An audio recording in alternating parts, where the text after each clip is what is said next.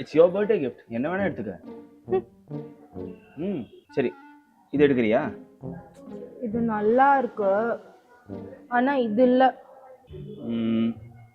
இத பாரு, traditional designs சூப்பரா இருக்கு.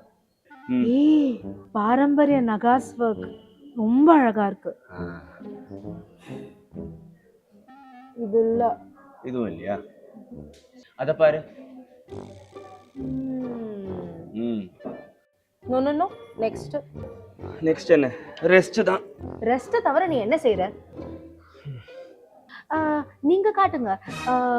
வேற one eternity later. ஷாக்க குறை.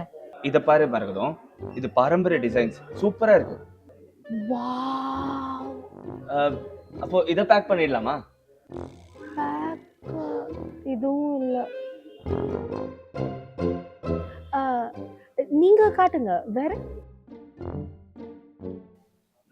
இதுதான். இதுக்காக தான் இந்த கடையை புரட்டி போட்டியா நீ? ஆமா, 3-4 ஷோவா மொட்டமாடி மியூசிக்கோட லைவ் பர்ஃபார்மன்ஸ் பார்க்கணும்னு வெயிட் பண்ணிட்டு இருந்தேன். ஆன்லைன்ல 1 வீக்கா டிக்கெட்காக முட்டி மோதி பார்த்தேன், கிடைக்கவே இல்லை. உன்கிட்ட கூட தான் கேட்டேன், வாங்கி கொடுத்தியா என்ன?